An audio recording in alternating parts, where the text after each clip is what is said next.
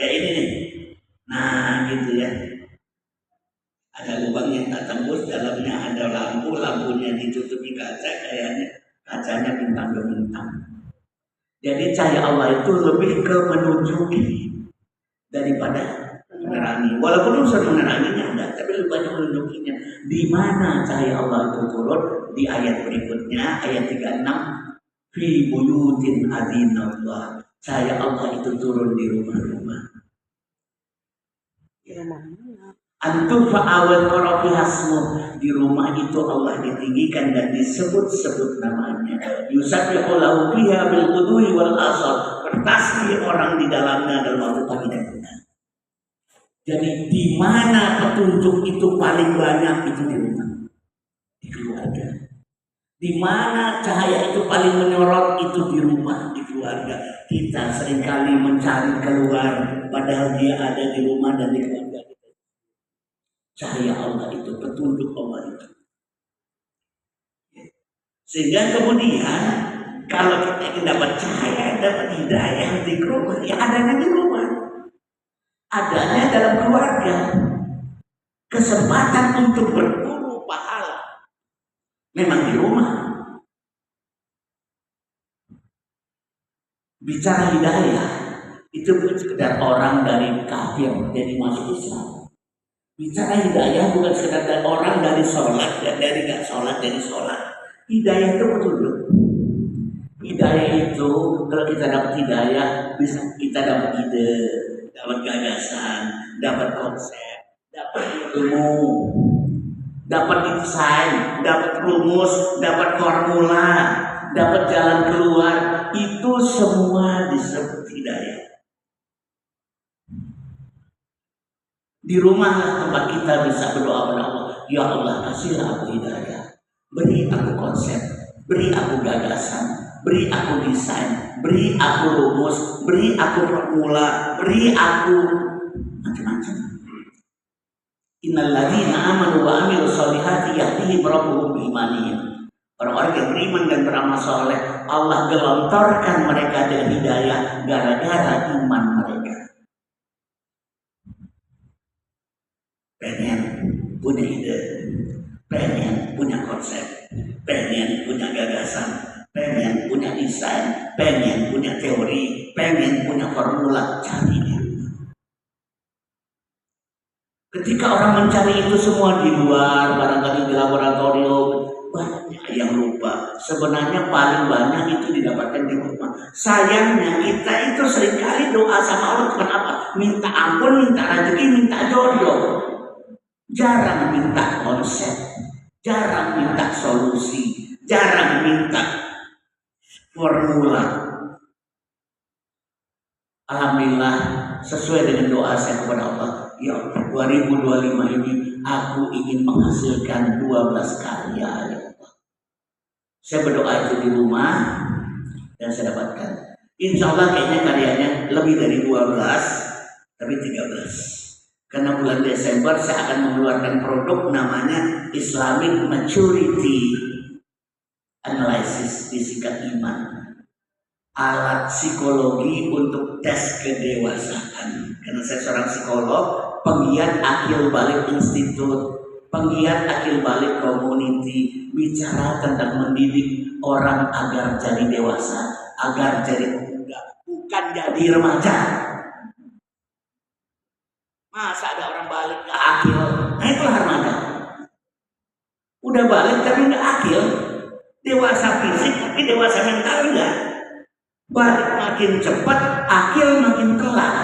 Sekarang udah ada yang balik 8 tahun. Ya Allah, di Bekasi anak 8 tahun mensodomi 7 anak 4 tahun.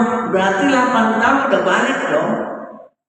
Sementara penelitian Melbourne University baru akil di umur 34. Dewasa fisiknya 8, dewasa mentalnya 34. Dewasa fisik artinya nafsu sudah bergejolak, yang mengendalikan nafsu namanya akal. Jadi musibah. Ini akal makin telat, nafsu makin cepat serem. Inilah namanya remaja. Saya ingin mengembangkan konsep pemuda Niri kita. Sumpah Pemuda itu pesertanya kebanyakan 14 tahun. Bisa bikin sumpah yang keren banget. Sekarang 14 tahun bisa ngapain ya kira-kira ya? Ya banyak juga saya bunuh diri. Sekarang 14 tahun banyak bunuh diri sekarang. Insya Allah bulan Desember nanti akan doakan aja imanic maturity analysis yang saya bikin udah jadi untuk tes tingkat kedewasaan. Karena dalam Islam paling lambat 15 sudah dewasa. Paling lambat bukan paling cepat. Ya Allah, sekarang ini 15 bisa ngapain ya? Tapi semua produk-produk itu saya hasilkan dari rumah. Makanya musuh-musuh Allah enggak. Ibu-ibu diminta Bu keluar dari rumah Bu, berkarirlah Bu, carilah semua dari luar rumah, cari duit dari luar rumah, implementasikan ilmu dari luar rumah. Kalau di rumah nggak bisa implementasi ilmu apa yang, ayo Bu keluar Pak, ya bapak-bapak sekarang saya udah Indonesia ini jadi the fatherless country, negeri tanpa ayah, ayahnya ada tapi nggak ada, nggak ikut mendidik anak.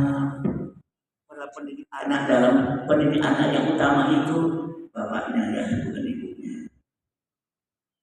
Nah ini, jadi luar biasa pusat penegakan peradaban.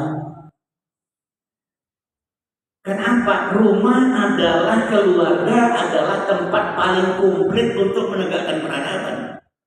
Bicara ekonomi, ada rumah, karena kita mesti cari nafkah. Bicara tentang sosial, pendidikan, organisasi, semua ada di rumah. Dan saya orang yang sudah tidak percaya lagi negara tempat tegaknya peradaban. Karena saya akhirnya sadar, presiden manapun kalau ingin membangun kabinet itu pertimbangannya terlalu banyak, pertimbangan politik. Bukan pertimbangan kompetensi. Pendidikan peradaban terbaik adalah dari dalam rumah. Karena anak bisa dikader sejak umur 0 tahun. Indonesia punya banyak provinsi. Tapi bagaimanapun provinsi daerah istimewa Yogyakarta, kepemimpinannya selalu lumayan. Kenapa? Dia kerajaan. Ya, pemimpinnya dididik dari 0 tahun.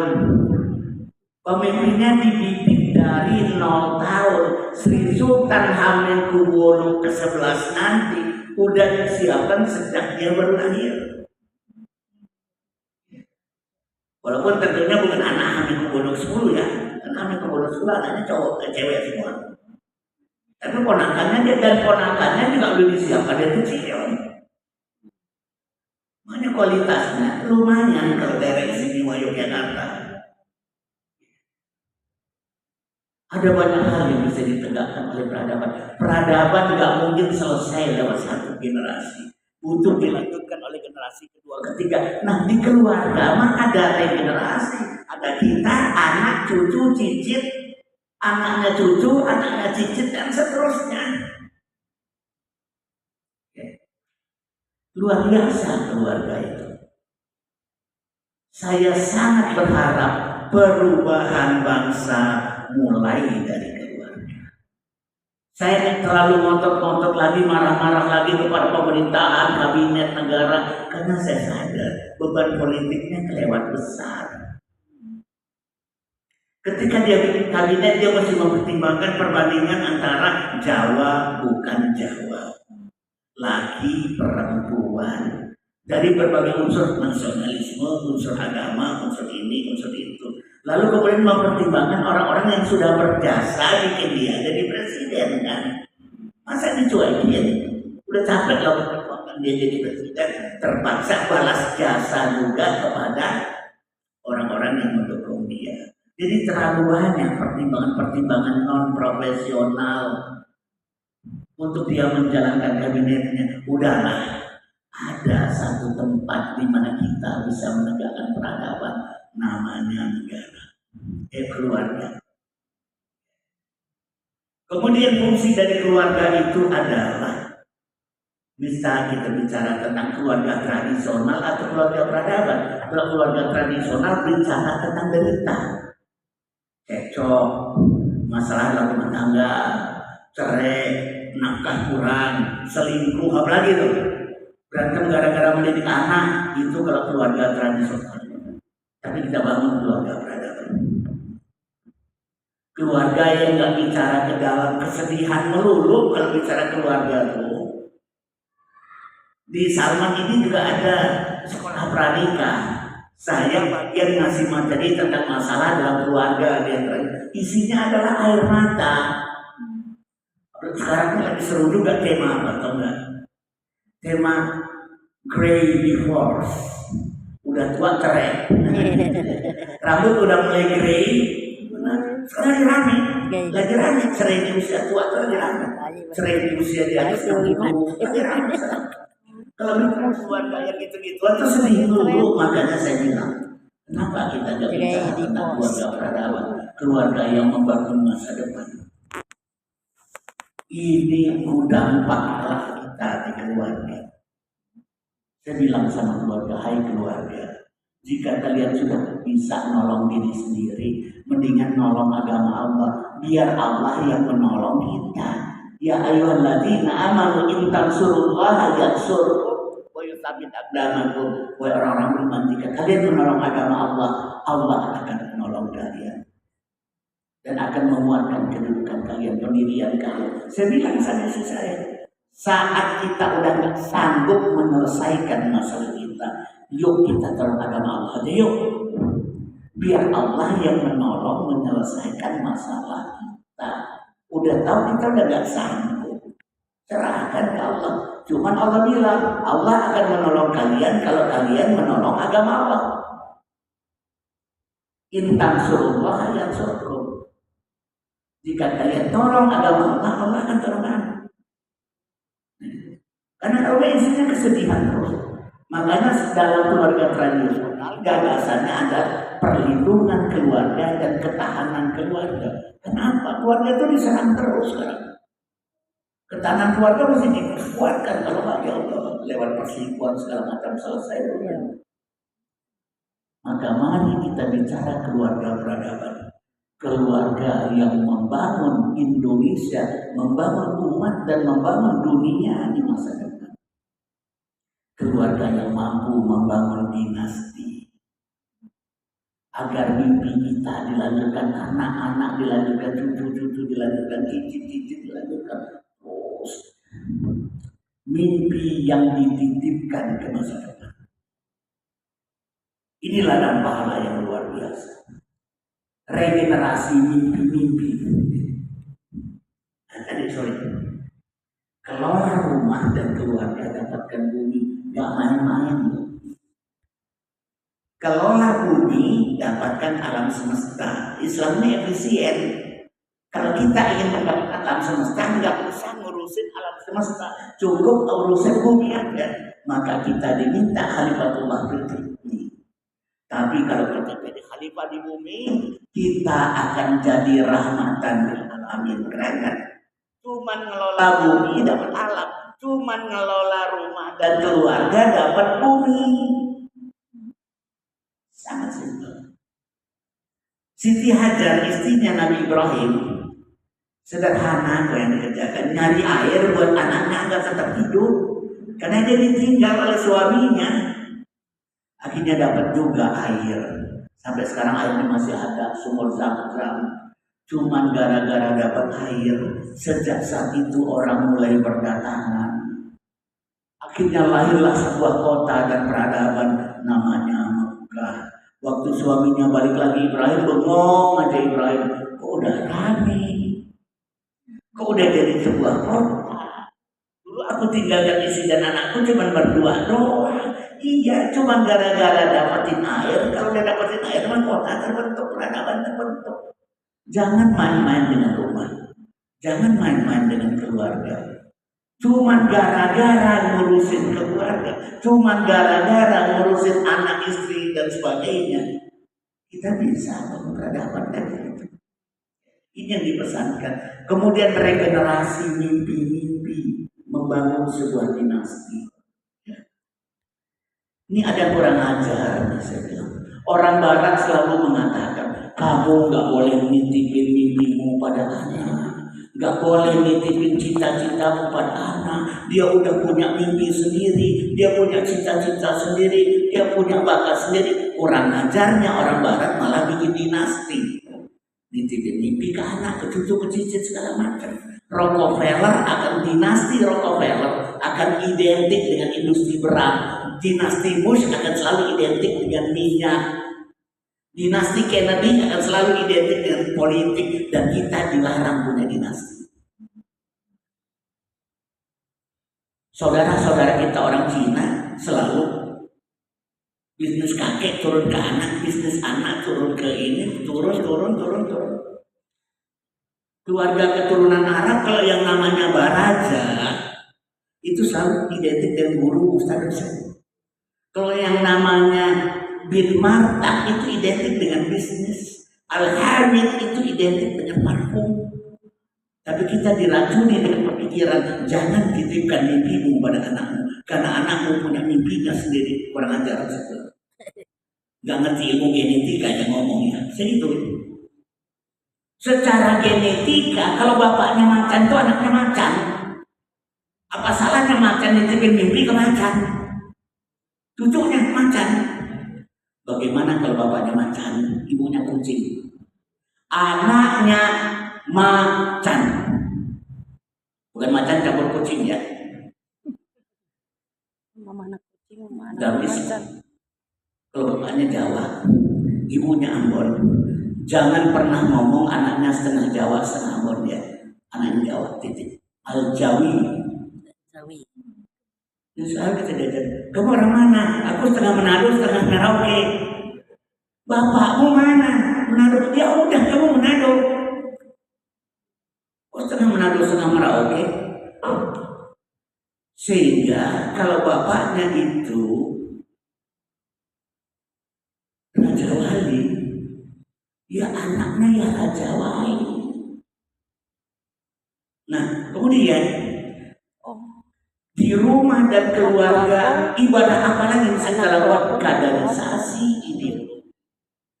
Agar anak kita dari anak biologis menjadi anak ideologis kita. Yang pahamnya sama dengan kita, akidahnya sama dengan kita, pemikirannya sama dengan kita, dan kita gagal melakukan kaderisasi ideologi. Di Salman ini,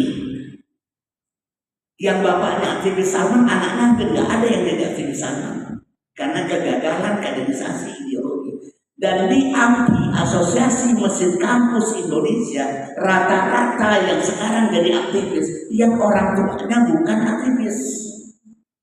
Jadi nggak ada keberlanjutan nilai. Mungkin orang tuanya itu sibuk dengan dakwah, sampai nggak memikirin ngedakwahin anaknya sendiri. Karena dianggap nyari pahala itu di luar, nyari pahala terbanyak itu ada di rumah. Ada juga yang sebenarnya serius mendidik agama anaknya, tapi kelewat nonton, kelewat kenceng, nggak rileks, sehingga agama itu tidak memukau buat dia, agama itu tidak mempesona buat dia, agama itu tidak seksi bagi dia, dan dia tidak tergila-gila dengan Islam. Karena agama diajarkan kelewat kaku, nggak rileks. Saya mengatakan sebelum ajarkan mereka terpesona, sebelum ajarkan sholat, ajarkan dia terpukau dengan sholat, tergila-gila dalam tanda petik dalam agamanya. Di rumah mendidik anak-anak biologis menjadi anak ideologis kita. Mumpung kita belum dipanggil Allah. Ini bapaknya nih. Pemilu 2024 kemarin membuktikan hanya 24% pilihan politik anak sama dengan pilihan politik orang tuanya, berarti kaderisasi politik pun sudah gagal. Mari kita bandingkan dengan Amerika. 73% yang orang tuanya memilih Partai Demokrat, anaknya itu memilih Partai Demokrat. 73%. 73% yang orang tuanya memilih Partai Republik, anaknya itu memilih Partai Republik. Artinya kaderisasi ideologi lebih berhasil di Amerika sana daripada di Indonesia. Saya baru saja dari kampung halaman ini, tiba-tiba saya ditanya, dikeroyok sama orang, "Bang, bukankah gubernur itu muridnya abang, Bang?" "Iya, emang apa? Kenapa anaknya justru memilih partai yang berlawanan dengan partai pilihan bapaknya?" "Ya, kegagalan kaderisasi." Saya cuma bilang begitu aja, mau bilang apa lagi. Kebetulan si bapaknya PKS, anaknya ketua DPW PSI. Jadi benar-benar bertentangan. Itu berarti masih ada pilihan. Itu dia cerita mama bapaknya pasti. Gitu. Miliknya partai gitu ya. PDIP apa ya gitu ya. Ternyata memilih partai yang memang bertabrakan dan bertentangan dengan partai bapaknya. Bapaknya murid saya. Gitu. Nah gitu. Nah, ini pentingnya kemudian ya membentuk anak soleh yang mendoakan. Ini pahala yang gak akan putus. Pahala yang gak akan putus itu cuma 3. Jika mati anak akan putus semua amalnya kecuali 3. Pertama, sodako yang memiliki multiplier dan sodako jariah ya. Yang kedua, ilmu yang dimanfaatkan. Yang ketiga, anak soleh yang mendoakan. Tapi anak soleh yang mendoakan itu punya syarat. Kama rabbayani shaghira. Karena kedua orang tuaku telah mendidik aku di waktu kecil. Robbaya artinya robbaya rubu tarbiyah, mendidik. Jadi jadikan itu ladang pahala kita. Karena ulama mengatakan kalau yang mendidik anak kita sholat anak kita, maka setiap kali dia sholat dia berpahala, orang tuanya berpahala. Tapi kalau sholatnya diajarin oleh gurunya, maka setiap kali dia sholat dia berpahala, gurunya yang berpahala. Ajarilah anakmu mengaji, kata para ulama, karena agar setiap dia mengaji dia berpahala dan orang tuanya berpahala. Tapi kalau yang ngajarin ngaji adalah gurunya, maka setiap dia ngaji dia berpahala dan gurunya yang berpahala, bukan kita. Jadi di antara latar pahala kita itu adalah mendidik anak soleh agar kita udah mati pahala masih dapat. Nah intinya, dan itu cuma ada 3 ya. Anak kita udah meninggal, udah dikubur, tapi pahala masih dapat, cuma ada 3. Sodako jariah, ilmu yang dimanfaatkan, dan anak soleh yang mendoakan. Tapi ada syaratnya. Doa anak soleh itu Rabbighfirli wa liwalidayya warhamhuma, pakai kama, tapi ya saya ada syaratnya. Kama rabbayani shaghira, karena keduanya telah mendidik aku di waktu kecil. Kalau ibunya doang yang mendidik gimana? Ya udah, ibunya dapat pahala, bapaknya nggak dapat. Kalau dua-duanya mendidik, nah ibunya dapat pahala, bapaknya dapat pahala. Makanya ulama juga mengatakan, hai orang-orang yang beriman, urusan pahala tolong yang sedekah. Jangan suka ngasih-ngasih ke orang lain.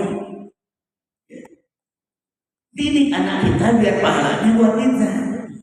Ajarin dia ngaji biar pahalanya buat kita. Gitu ya. Dalam agama memang diajarkan sikap muslim itu tomaan wa khufiyatan. Urusan pahala dia tamak, serangan. Ini urusan doa dia takut gitu ya. Tomaan wa khufiyatan. Saya juga diajarin tuh sama guru saya. Kalau ada lagi sholat jamaah, saf terdepan kosong, ya isi, jangan dipersilahkan ke orang lain. Jadi orang serakah, kenapa sih begitu saja? Jadi orang serakah, kalau perlu orang mau berdepan, dulu. Nah, kalau perlu begitu tuh, ya. Kita kadang-kadang udah tahu saf di depan kita kosong, kita mempersilahkan orang lain untuk maju ke saf. Udah tahu saf depan pahalanya lebih gede daripada saf belakang gitu ya. Nah baik ya. Kita lanjut. Nah, keluarga sebagai ladang pahala. Pertama memang dikatakan dunia mazra'atul akhir. Dunia adalah ladangnya akhirat, karena di akhirat mah udah nggak ada lagi tuh berburu pahala gitu. Kita udah tinggal menikmati hasilnya. Kalau pahalanya sedikit masuk neraka, kalau pahalanya banyak masuk surga. Jangan salah ya. Bukan kalau dosanya sedikit masuk surga, dosanya banyak masuk neraka. Itu dalilnya nggak ada. Silakan dicari kalau ada. Yang ada adalah kalau pahalanya banyak dia masuk surga, kalau pahalanya sedikit dia masuk neraka. Nah, kita memperbanyak pahala ya. Membangun keluarga berjati diri. Jadi kalau kita ingin keluarga peradaban yang butuh visi, misi, nilai, budaya, tagline, itu bukan cuma perusahaan, bukan cuma yayasan. Keluarga lebih butuh jati diri keluarga, visi keluarga, misi keluarga, nilai keluarga, budaya keluarga, tagline keluarga. Kalau perlu yel-yel keluarga, kalau perlu himne keluarga. Lebih penting daripada perusahaan. Kalau kita percaya bahwa peradaban tegak dari dalam keluarga. Makanya sengaja saya bikinin workshop desain jati diri keluarga. Cuman memang saya tidak bisa banyak-banyak, sekali workshop cuma 10 pasang keluarga ya. Karena saya bikinkan sampai jadi, benar-benar sampai jadi. Agar bisa digunakan berketurunan. Tanggal 24 dan 25 Desember di Purwokerto. Membangun jati diri keluarga, membangun dinasti. Saya pernah nonton sebuah film. Ketika sang bapak berkata pada anaknya, dia keluarga Prof, keluarga besar Prof, anaknya namanya Lara, seorang Prof, tidak pernah putus asa. Lara, aduh ngiri banget. Ternyata Prof sudah punya nilainya adalah tidak pernah putus asa. Begitu habis nonton itu saya panggil anak-anak saya. Nah, seorang Rusli, nyalinya gede. Nama saya Adriano Rusli ya. Nama saya Adriano Rusli, dan saya ingin membangun dinasti Rusli dengan nilai-nilai Ruslisme, Rusliyah. Harus mengalami Ruslifikasi. Akhirnya saya bilang, nah, seorang Rusli, nyalinya gede. Kebetulan moto hidup saya adalah dengan nyali dan tanggung jawab menggapai sukses. Kenapa gak kita bangun keluarga yang punya kayak perusahaan, punya misi, punya nilai, punya budaya, punya tagline, punya moto, punya filosofi, punya ikon. Nah, kebetulan kalau visinya keluarga saya sudah rumuskan, mereka adalah para hard thinker, pemikir yang menggunakan hatinya untuk berpikir. Kami udah punya kaos juga, hard thinker. Yang cewek pakai pink, yang cowok pakai biru muda. Hard thinker, orang yang berpikir dengan menggunakan hati. Karena saya ingat awalnya sebelum kenapa mereka tak berjalan di muka bumi yang dengan itu mereka jadikan hatinya untuk beragam, ini untuk beragam. Maka kemudian saya bikinin hard thinker, dan Februari kemarin memang di UGM saya sudah meresmikan sehati School of Hard Thinking Indonesia. Itu produk saya kedua tahun ini memang ya. Hasil dari bengong-bengong di rumah kira-kira gitu. Karena saya tahu hidayah terbesar ada di rumah. Jadi bikin sehati saya resmikan kemudian di UGM. Untuk anak-anak disabilitas saya bikinin istilah baru ya, extra ability, extraordinary ability. Mereka bukan orang disabilitas, mereka hebat. Allah nggak pernah sekalipun bikin makhluk cacat. Ada yang pernah merasa Allah pernah menciptakan orang cacat? Tolong syahadatnya diulang. Laqad khalaqnal insana fi ahsani Iya taqwim. betul. Allah menciptakan setiap manusia dengan kejadian yang sempurna. Alladzi khalaqa fasawwa, dia ciptakan lalu dia sempurnakan ciptaannya. Alladzi khalaqa sab'a samawati tibaqa ma tara fi khalqir rahmani min tafawut. Allah ciptakan langit yang 7. Coba dilihat ada enggak yang cacat? Farji'il basar hal tara min futur. Coba lihat sekali lagi ada enggak yang cacat?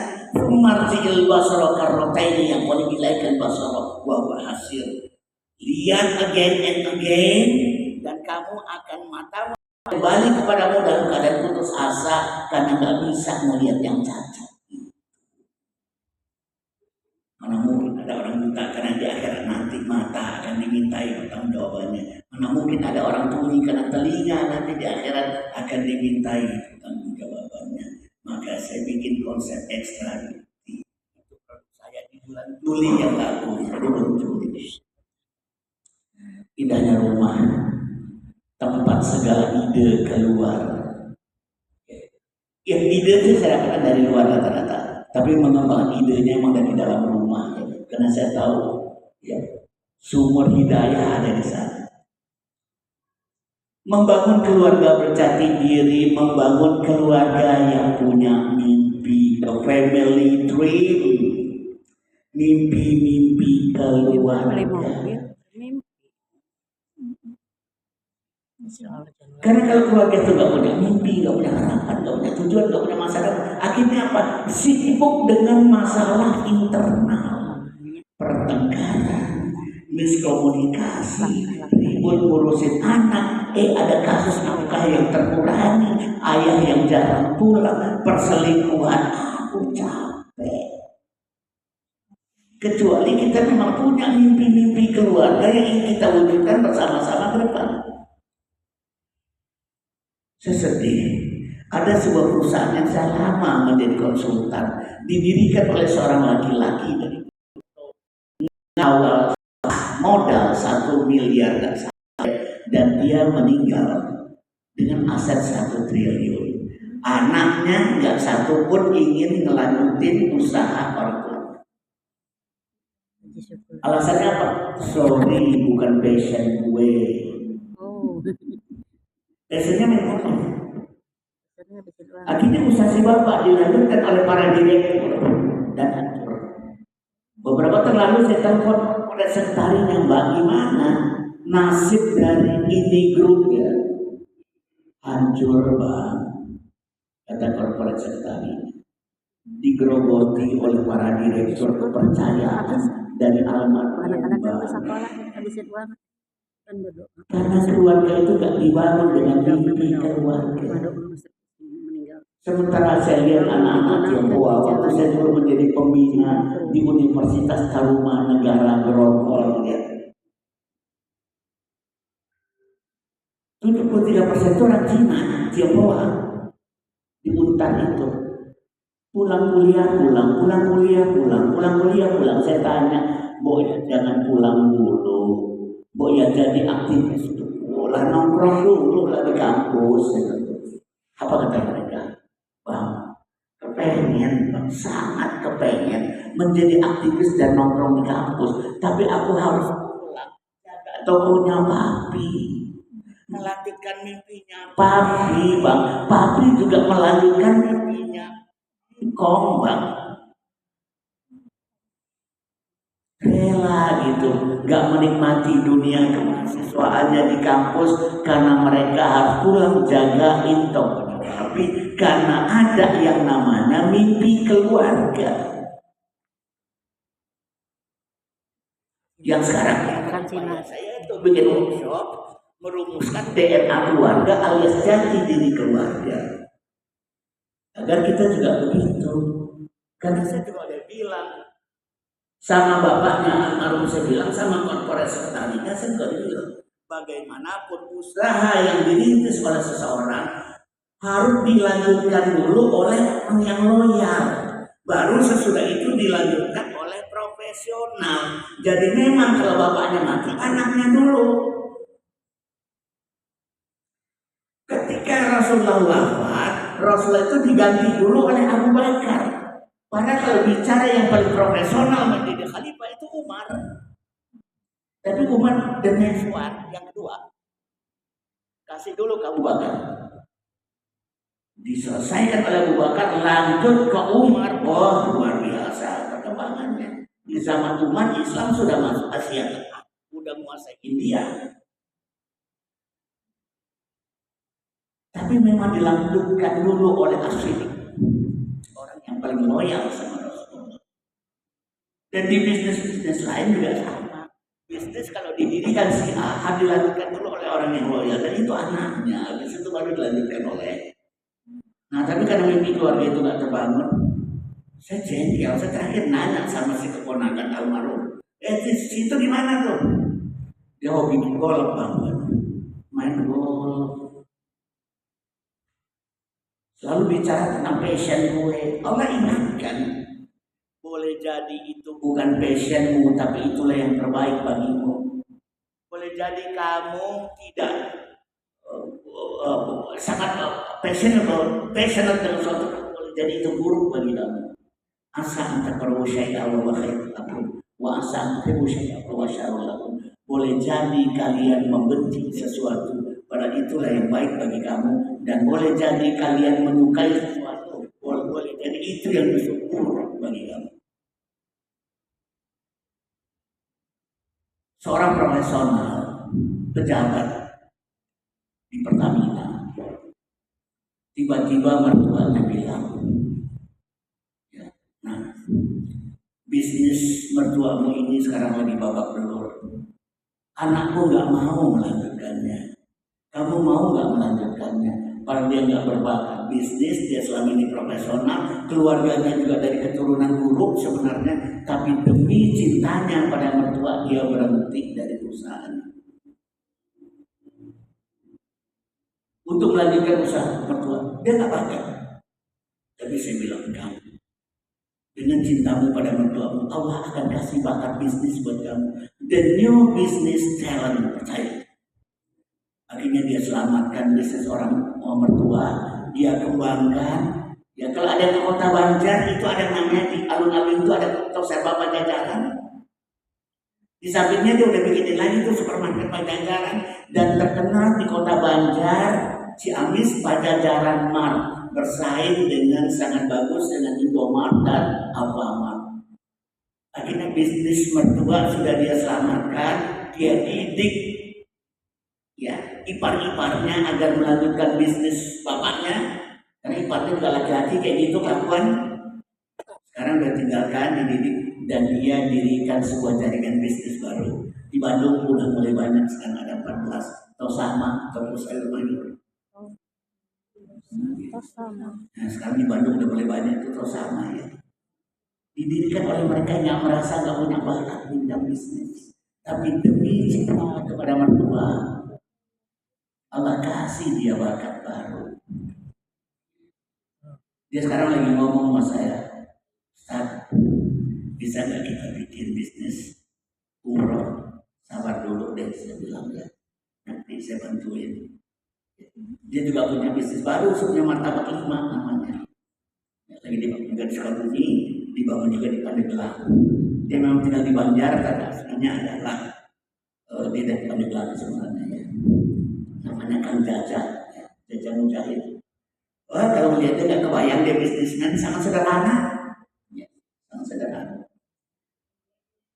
Membangun rumah akil balik tadi, mendidik anak soleh yang mendoakan, membangun keluarga sakinah, membangun rumahku surgamu, surgaku, membangun rumah kompetensi dan ekonomi, banyak. Ya, berburu pahala itu di rumah ada banyak. Saya katakan membangun rumah kompetensi karena saya selalu berkata, apapun kompetensi Anda dan Anda merasa nggak bisa dilaksanakan dan diimplementasikan di rumah, berarti Anda tidak kompeten. Robek ijazah Anda. Seru banget ya. Kenapa? Tapi saya teknik pertambangan, Bang. Gimana nerapin teknik pertambangan di rumah? Emang mau nambang apa? Gitu. Oke, pertambangan itu kerjaannya mencari potensi, menemukan potensi, mengeksplorasi potensi, dan mengaktualisasikan potensi. Bisa berupa minyak, batu bara, atau apa. Tahu nggak pendidikan itu apa? Pendidikan itu adalah mencari potensi, menemukan potensi, menggali potensi, mengeksplorasi potensi, dan mengaktualisasikan potensi anak. Cuma objeknya aja beda, yang satu barang tambang, yang satu anak. Kata siapa, teknologi pertambangan nggak bisa diterapkan di rumah. Kalau saya pilot, ayo pilot, mendapat di rumah Tadi kayu udah jadi presiden.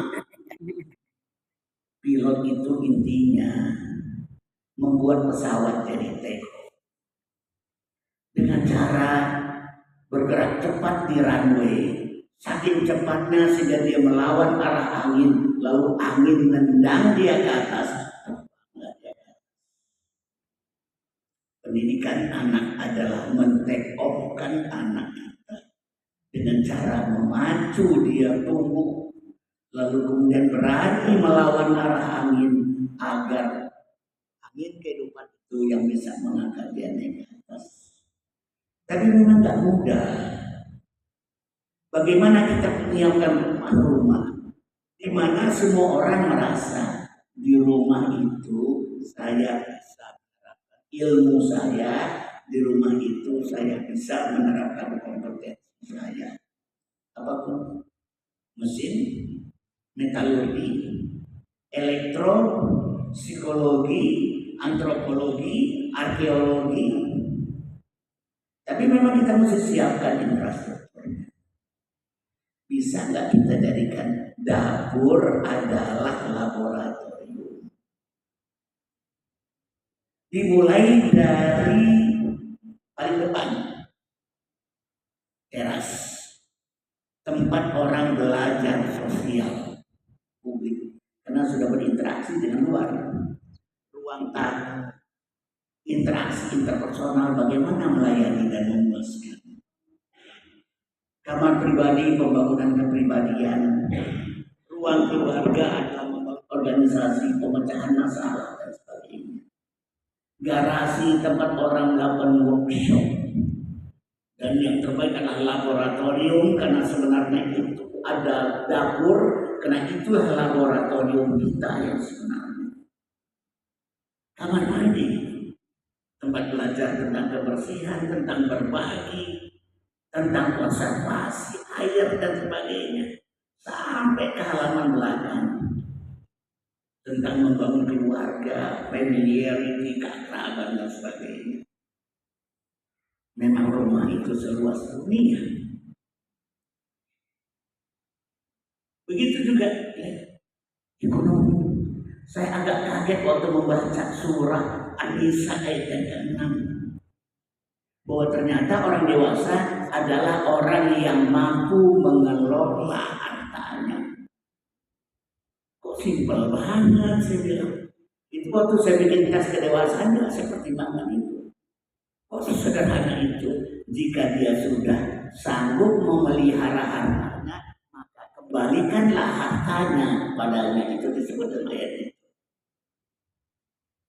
Ternyata betul pengelolaan harta ini adalah pengelolaan kehidupan.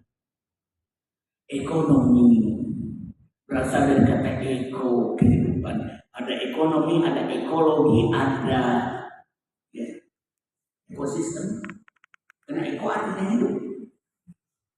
Bicara ekonomi, bicara penghidupan. Bicara tentang mengelola hidup, menyiasati hidup, menggapai yang disebut dengan entrepreneurship.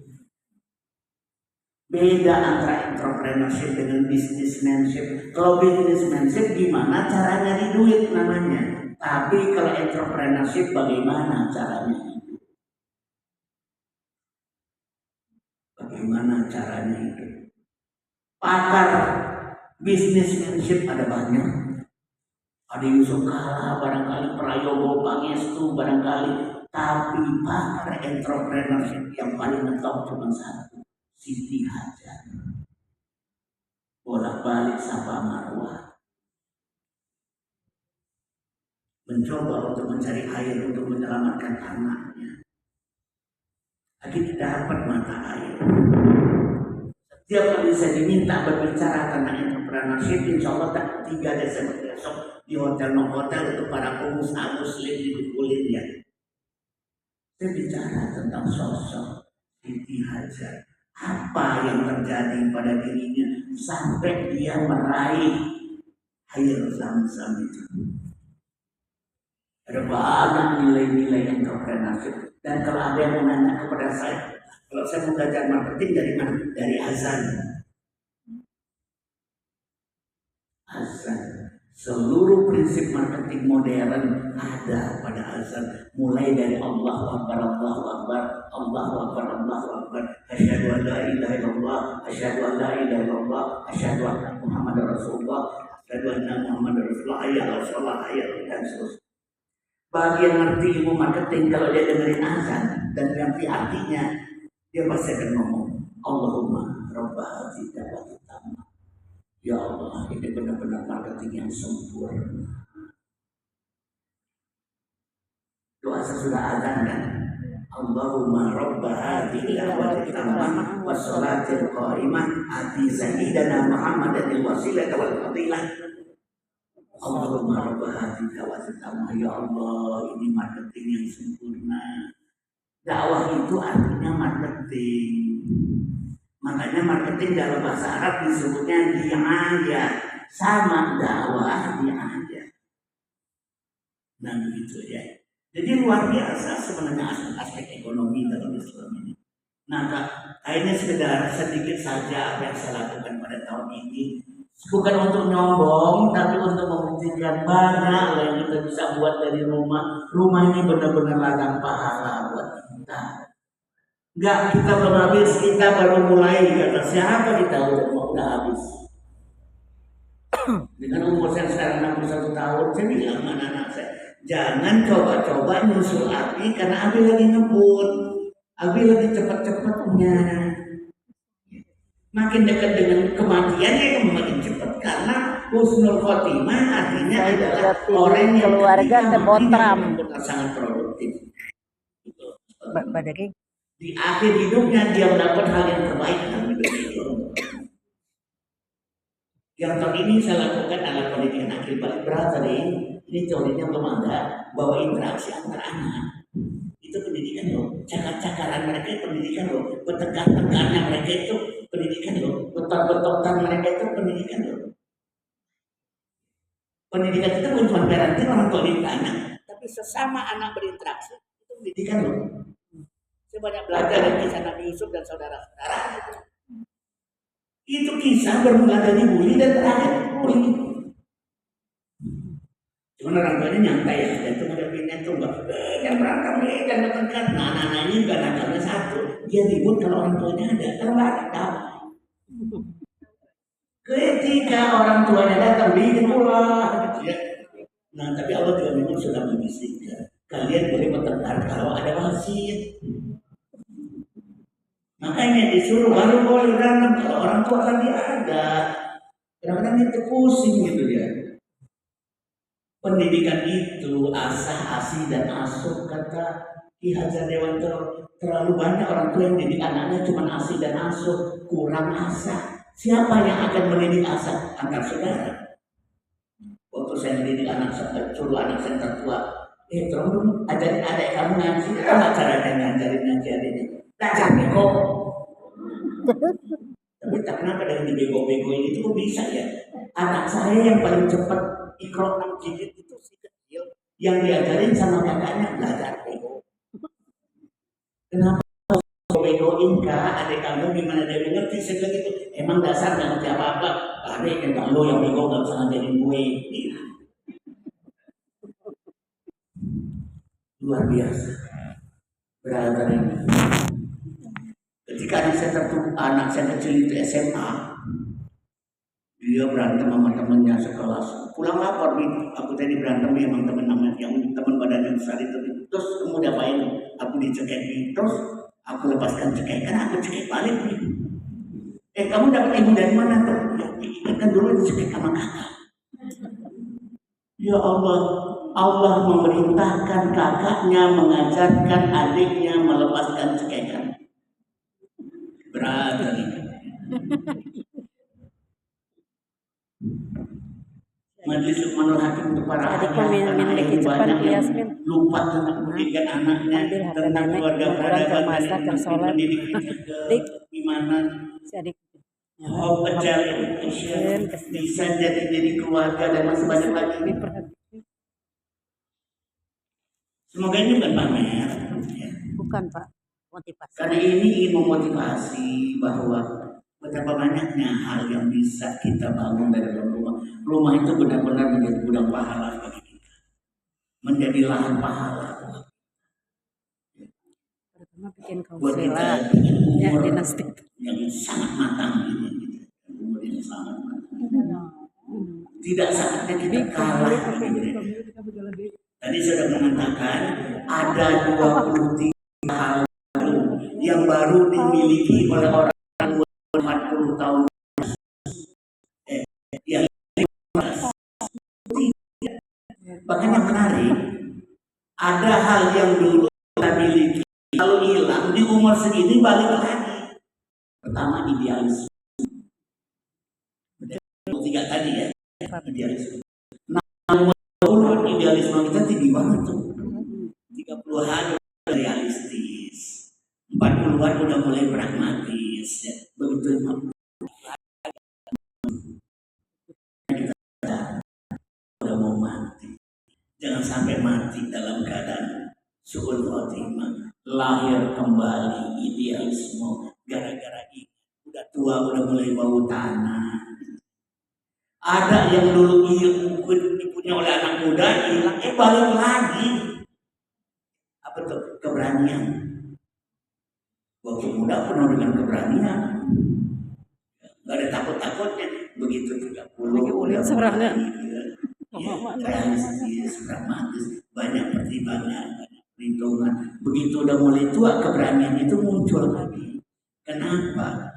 Udah nggak terlalu banyak lagi yang kita takuti, beban-beban yang udah lepas, anak-anak udah mulai tua, dia mau mati juga emang mau mati. Itu udah mulai berani, udah mulai nekat, melawan atasan aja sekarang udah mulai nekat kan, mau dipecat ya udah nggak apa-apa, emang juga mau mati kok gitu ya. Coba orang yang menjelang pensiun itu sama atasan udah mulai berani, kenapa orang pensiun? Saya Pak ini Pak, pas saya tuh. Dilawan, jadi waktu ditanya pensiunan punya apa, saya cerita dari 3. Satu, pensiunan punya waktu. Namanya dia pensiun, punya waktu. Waktu itu mahal. Tawarkan waktu kita kemana-mana, termasuk ke bos-bos kita dulu. Karena bos kita itu punya banyak produk, tapi dia nggak punya waktu. Dia punya banyak dapat izin ini, izin ini, izin ini, izin ini. Cuma dia nggak bisa ngejalanin karena nggak punya waktu. Datang ke bos-bos, saya punya waktu nih bos. Kenapa nggak izin travel itu serahkan ke saya aja buat saya jalanin gitu ya. Dan salah satu kelebihan orang tua seperti kita adalah kita punya Tuhan. Anak muda juga punya Tuhan, tapi dia nggak pernah mengandalkan Tuhannya. Karena dia terlalu percaya dengan kemampuan dirinya sendiri. Kita enggak, ya Allah minta konsep dong, minta ide dong, minta produk dong, minta ini. Kita sering meminta pada Allah. Sama mahasiswa pernah ya, mahasiswa habis ujian fisika dan rata-rata mereka mau soal nomor 5, saya nggak bisa jawab. Saya bertanya, saat kamu nggak bisa menjawab soal nomor 5, coba nyari bodohkan nggak sama Allah. Ya Allah, nomor 5 jawabannya apaan? Gak satu pun mereka berdoa kepada Allah. Seakan-akan Allah nggak ngerti fisika. Kenapa kalian nggak berdoa? Sebenarnya kalau ada bocoran dan contekan yang halal itu banyak. Tapi itulah beda dengan kita. Ya Allah, produk apa yang bagus buat jualan ya Allah? Oh, kalau saya berdoa tuh galak. Ya Allah kasih aku ide, tapi lebih keren ya daripada yang kau kasih sama maksud. Mark Zuckerberg yang kafir aja kan kasih ide kayak gitu. Kalau engkau kasih ide kepada aku sama dengan Mark Zuckerberg, terus apa kelebihan beriman? Dan Allah suka digalakan soalnya.